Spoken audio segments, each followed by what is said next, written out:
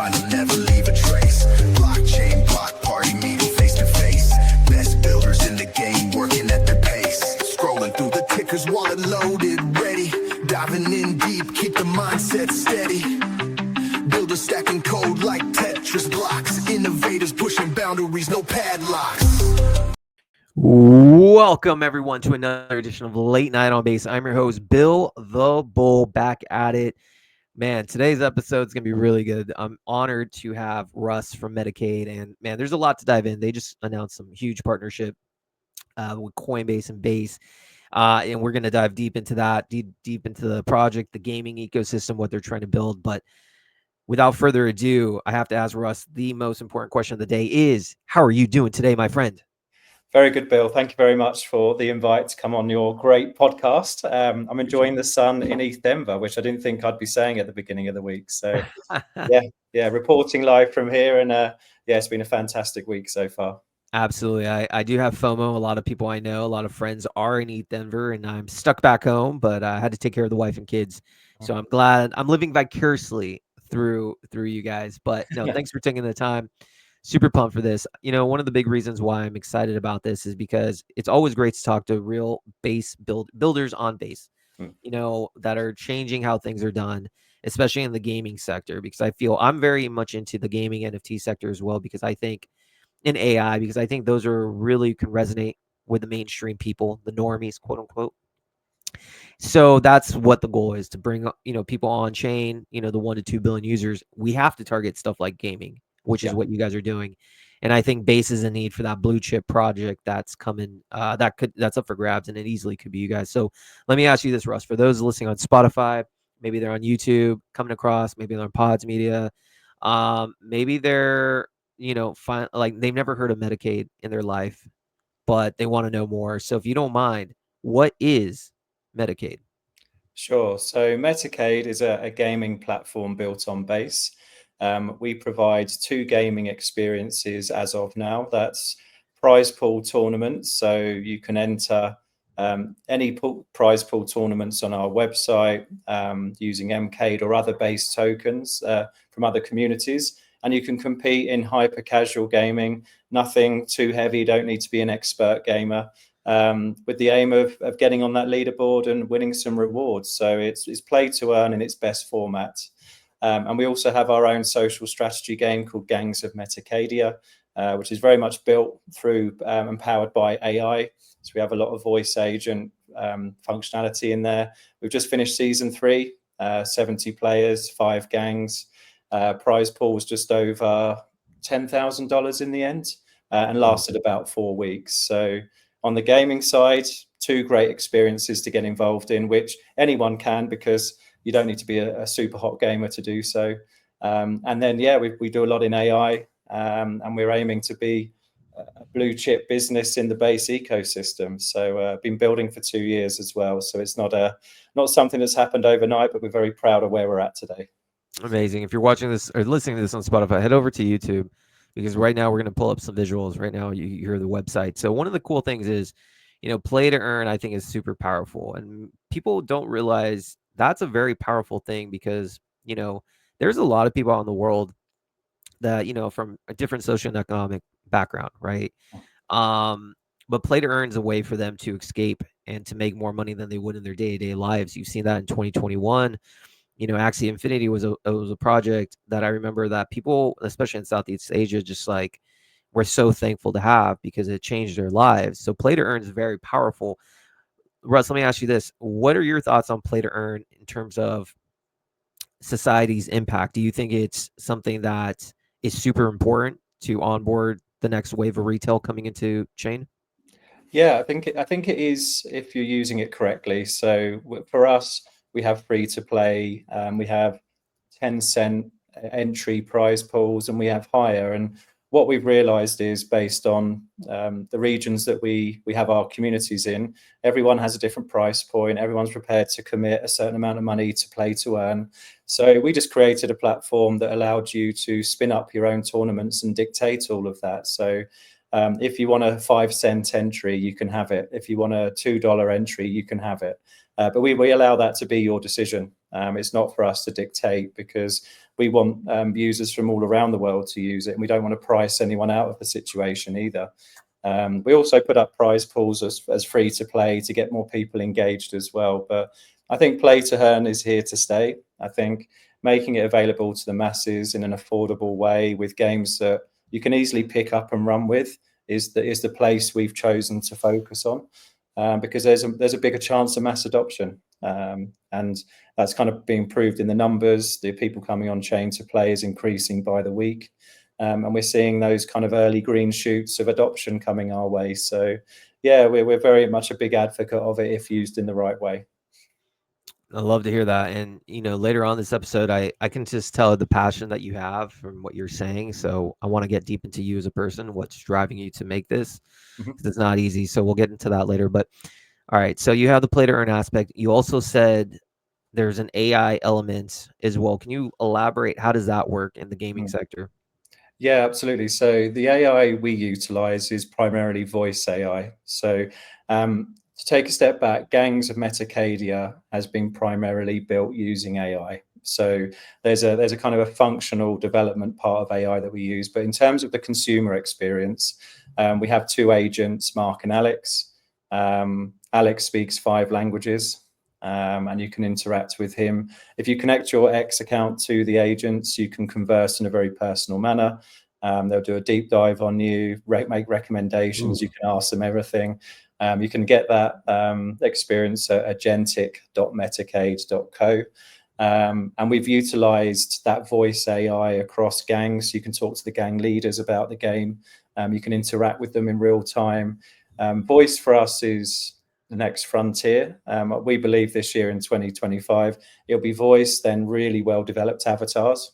That will be the play. What we're seeing in the industry right now is very much kind of marketing X account bots that kind of do an element of AI automation. But when you look under the hood, you could argue they're probably manually controlled, and that the AI isn't really being fully developed in the space right now. But for a first go, it's pretty good. It's captured a lot of mind share, but we do believe voice is the way forward, and we're going to be doubling down on that this year. So yeah, we use it where there's a character. We use it where there's something to explain.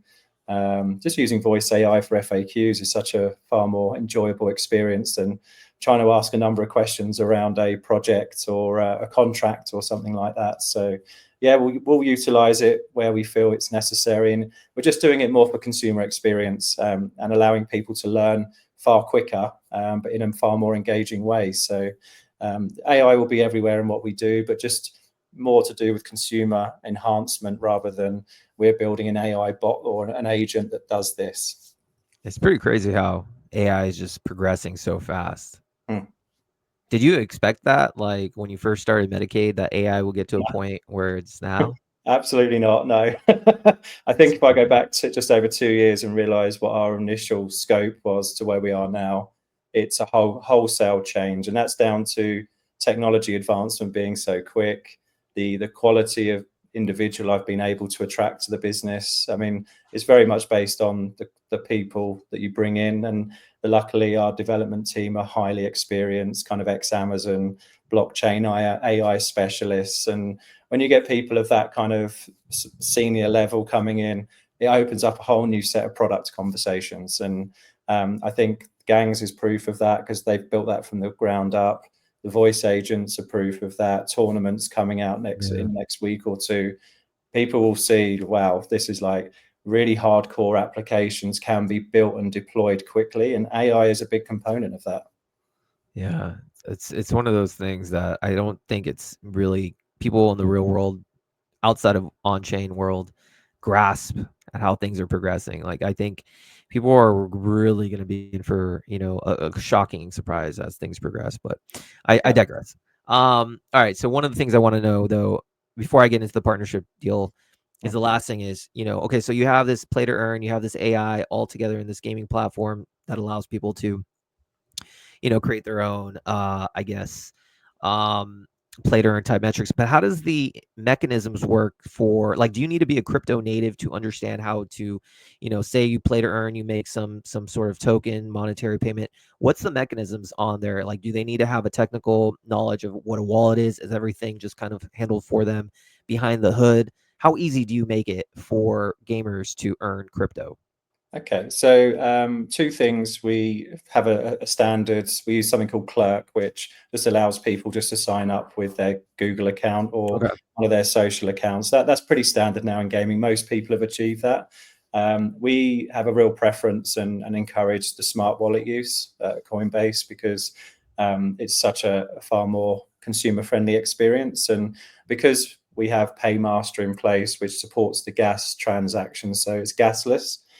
We kind of take that friction point as well. So the sign up is easier. You can also not sign up and free to play just to get used to it and engage with the games and the applications. And then we do run free to play tournaments where you don't necessarily need to be a native to start. But if you end up on the leaderboard, then there's the time to spin up your profile to claim your rewards, of course. And we found that that's actually worked quite nicely. So yeah, the engagement is easy. It's a gasless experience. So in that sense, we have removed as much as we can, and Yeah. we do use the full on-chain kit provided by Base because there's no reason not to. It's so easy to deploy. It's all based on consumer experience. They've kind of done all the hard work for you, really. So that's why we've been able to deploy a much more seamless experience for players. And I'm sure it'll just get better and better as things move on. Absolutely. Yeah, I think that makes sense. I think Coinbase has the incentive, obviously, to make things as easy as possible for retail. And that's great that you're utilizing that because that's how we grow. The less complications and barriers, the better it is for everyone's experience.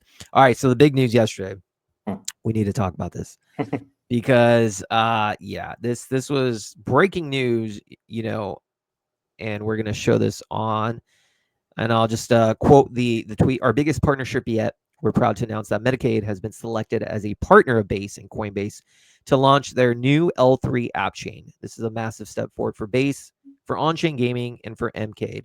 Here's why it changes everything. Well, number one, congratulations, Russ. That's a big Thank deal. you. Number two, talk to us. Talk to us exactly what this partnership is and what is this L3 Appchain.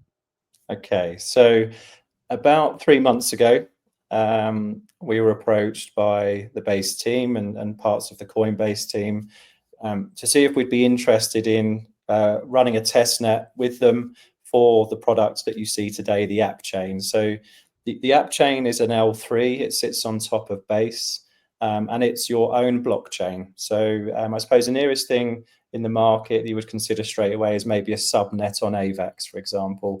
Technically, they're different, but that's the kind of narrative or the shape in which people will understand this far quicker. So yeah, the Appchain, we've been in testnet for 3 months. The intention here is, of course, as we've now announced, that Metacade will move its gaming applications initially to its own blockchain. And as a result of it being our own blockchain, Mcade becomes the gas token on that chain. That token is then burnt through every transaction. So it creates a deflationary mechanism to our token utility as well. But it also throws up a lot of possibilities with other gaming partners as well that may not be as far down the road as we are. So Like, we're what are not, some of we're those not examples? publicly committing to all the roadmap right now. But it's just nice to start talking about it. We'll be much clearer in the next couple of weeks what our intentions are. Amazing. I was going to say, is there any sort of alpha that you can kind of give in a roadmap that, is not disclosing any NDAs? Is there anything you can kind of like, so you have this partnership. So one of the questions would be like, okay, first of all, MK holders should be ecstatic about that. The fact that you're building, now this is now going to be utilized as its own token. It's for gas and burns it on every transaction. Deflationary. That's, nothing I say is financial advice, but that's pretty bullish. But anything else that you could publicly share in the roadmap for people in your community regarding this or, anything else? Yeah, so obviously we have our own product lines or applications, which will be moving over to the chain as a first step into the roadmap. It's very natural for us because we're in gaming, we're Base. The home is Base for us, of course, but We're in gaming, so we deal with, I think we're approaching about 100 gaming partners now, which we've developed over the last 2 years, some of which are getting very close to finishing their game. But the gaming market has been pretty brutal, and there's not a huge investment focus in that space. So what that presents for us is an opportunity to work with our partners in a much more kind of adaptive way, which is, okay, you finished your game, you want to put it on chain, you want to get it moving, but you maybe don't have the affordability to provide liquidity, launch a token, do all of the things which this industry really throws at you, which is, it's a very expensive experience if you're not careful. So we're strongly considering deploying other games on the chain, whether it's for a certain period of time before they're proven and ready to move on, or they build their economies on our chain. And that seems like a very sensible starting point. Conversations have already started. In that sense, we've been doing that. And then we haven't even been able to tell our partners that this is coming because of the agreement. So now they know, they know what we were getting at. For sure. But for us, the most important thing is to ensure that any high quality games that are finished or close to finish do get their day in the sun. And if they can't fully afford to deploy their own economy themselves, then I think we'll be a pretty viable partner for that. So that's certainly something we are really strongly considering as our phase 2. And that would happen relatively quickly this year as well. So that's probably as close to the alpha as I can get before that's alpha overload, as we like to say in the trenches. Russ is cooking. Russ and Metacade is cooking in the kitchen nonstop. One of the things that I think that's important to me on in a lot of these episodes is not only talking about the project, and I think that's why my viewers come into it. Talking about the project's great, but one of the things that's really important to me, especially, and to the viewers, is getting to know the founders behind it, because that is probably one of the most critically important pieces. Builds trust, transparency. You need to know, like on base, for instance, Jesse is that force that lifts us all up to push it because he's so committed. So I think it's important to that. So I want our listeners and your community to get to know you a little bit better, Russ. Sure. The first question from you would be, what's your experience and background in gaming, especially because you've chosen to push a gaming project on base and you're working relentlessly hard. So what's your background in that industry? Yeah, so this is interesting because I don't actually have a background in gaming. Okay. My background, I can go quite far back to my age, but I'm not going to go. I'm not going to wait. 21. Podcast. You're 21 years old. So I initially started out in the kind of headhunting staffing industry, but very quickly moved towards developing online learning platforms. So a vast majority of my experience has been platform-based products, whether it's e-learning, the ability to put digital products online. So as you can imagine, the ecosystem of Metacade has always been kind of a shape of a product which I've worked on before. I've done a couple of startups as part of an investing team. So I've always been platform, scalable, model orientated, SaaS orientated. Sure. And I was obviously a participant, a speculator in this industry about 5-6 years ago. And gaming was always an interest and a hobby, although I never worked in the industry. And I just looked at the first attempt at gaming in the previous cycle, and I saw what Gala did and I saw what others did, and naturally it kind of, you start scratching the curiosity of it, and you're like, okay, well, if that was the first attempt and really no one got anything built apart from maybe a handful, if this comes round again, this market is probably going to mature to a level where you think, okay, with the right business model and the right utility, you've got a real fighting chance of becoming a name in the space. And Sure. Once we knew that cycle was coming round again, and because we built back in October 22 to date, so this is not a fly-by-night situation. We chose to build in bear because we knew we had to build something significant to make an impact. And building in bear is rough, but it's also probably the only time you can really do it and consistently do it. Sure. So yeah, we took the hard road, gave up the business, and all of us in the business, there's about 15 of us today, have all given up our commitments to do this. So there's a real conviction in what we're trying to achieve, because it's an all or nothing scenario for us, which hopefully does reflect in the progress that we've made. So yeah, we're pretty tenacious people, and we're a mix of software, staffing, gaming. Yeah. There's a real nice mix there. So so that makes sense. So obviously you might not specifically have been from the gaming industry, but you recognize the problem of, maybe not a problem, but how things can grow and progress based on what was going on in the 2020, 2021 cycle. So you looking to improve it.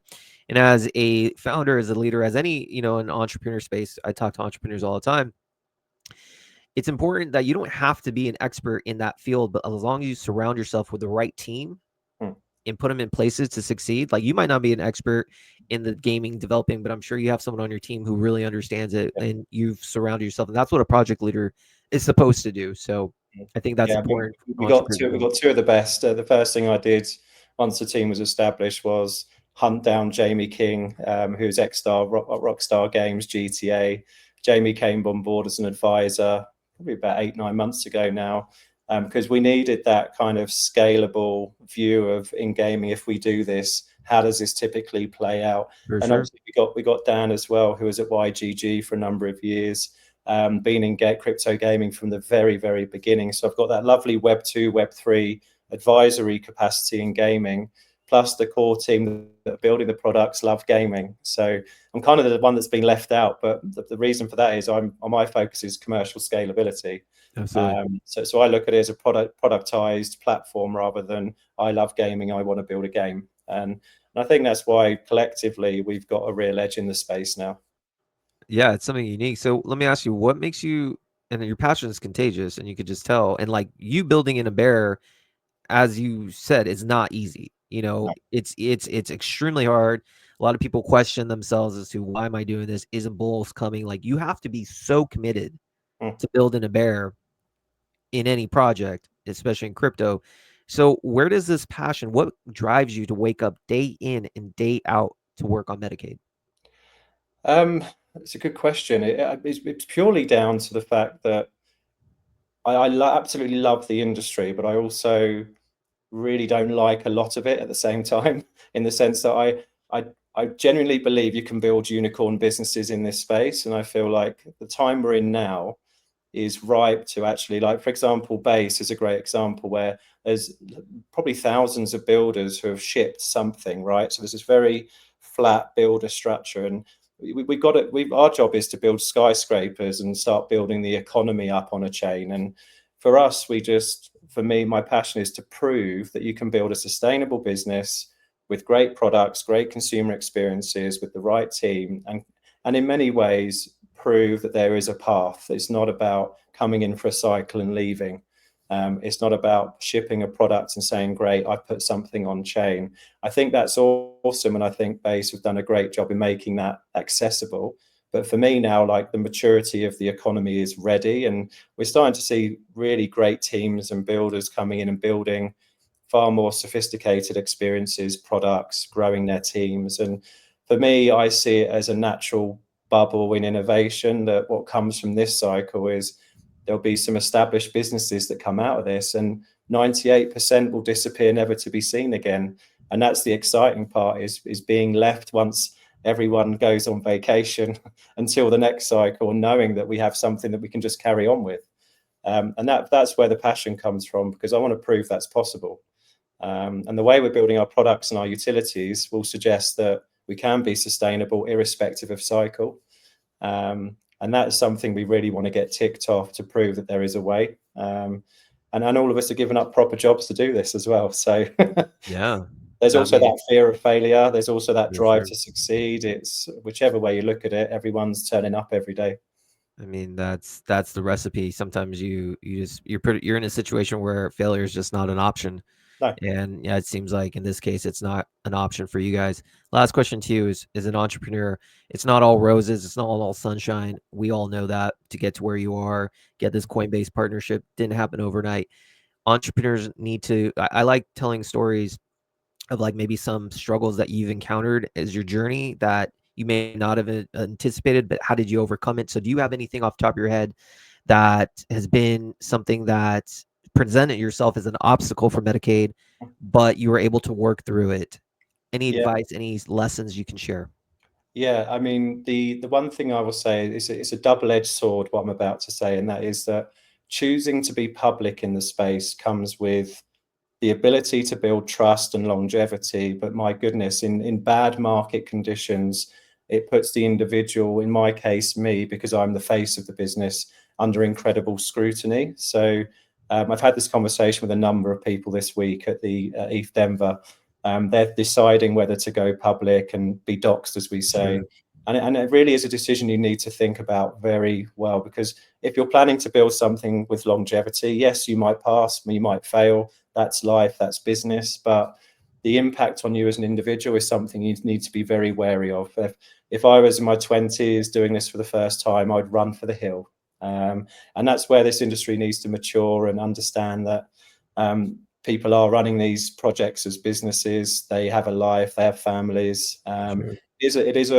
It's a rough process, so you have to go into it knowing you can handle it. And if you're unsure of that, don't rush into it, is my advice, because I'm not trying to put people off becoming public, because the reason why we've done well is because I've been public from day one, 50 plus AMAs, whether it's good, bad or ugly, just dealing with whatever comes our way. And that shows now, because the community have been with us for 2 years. Sure. If I'm not present, it probably doesn't happen. So that's the path I've chosen, to take the hits, to make sure we all get there. And in this industry, it's probably more intense than others, because there's a financial instrument attached to most projects, which is the token in this case. So, I think that's good advice. I think it's really good advice. It takes a certain person to want to be doxxed, because it does come with a lot of scrutiny. I mean, me personally, I'm doxxed completely, but I don't have a project, right? So it's a little different. I'm just interviewing people. I don't really understand. There's not really anything to get mad at me for. But as a founder, though, absolutely, if you're, the good or the bad, the space isn't matured enough to understand that, like, hey, as long as the founders are trying and putting the effort, like, they can't control the token price. It's one thing if you're a malicious actor and, embezzling money or just doing some nefarious stuff. But I think we're progressing as an industry. I think we're progressing, especially on base. I think base specifically. And I think that was a big reason, on a side note, why I decided to make a late night on base and be doxxed. I wouldn't have done this on Solana. I would never have made late night on Solana, because it would just be crazy degens out there who literally only care about the next 24 hours. Base, though, the people who are supporting projects have a longer term outlook. They're a little bit more mature. They understand things take time. So I think that you guys being on base just only helps solidify that. And you being a public face, you deserve a lot of respect for that, because that does build more trust. Whether anyone wants to say or not. I agree. And this is the only chain. It's my only experience of being on a chain. But I would say I've met more people face to face, had pictures with more people, had podcasts with more people than ever before, because of, I don't know if it's a safety net on base or everyone's here for the right reasons, but we've been talking about it all week. It's like, you don't get drama on base. No. And as a result, when you're in your capacity, Bill, when you're interviewing people, probably an interview that's going to hold ground, because the person's going to be around in 6, 12, 24 months time. And that's the difficulty in the whole thing. But yeah, I've loved meeting. Obviously, I've met people for the first time this week over in the US, and it's been non-stop, and everyone is awesome. It's that's also gives us our tackling fuel to get up and lead the way a bit, because we can see that people really do want to make a breakthrough on this. And I don't think I'm in a base bubble. I think it's legit. I think everyone is pulling in the same direction in this case. So yeah, long may it continue. Onwards and upwards, my friend. Onwards and upwards. Russ, thanks for coming on the podcast, man. No worries. No, much appreciated, Bill. Thank you very much. Pleasure having you. Everyone on Spotify, head over to YouTube. On YouTube, we're going to make sure to have Metacade's X information and their website, so you can learn more about them and try them out. You also have Late Night on Base's X information. If you haven't done so already, literally like and subscribe for free. You would be a Chad, and it's literally free. Helps him produce more banger content on the regular. Till next time, everyone, this has been the podcast Late Night on Base with Metacade. Peace out, everyone.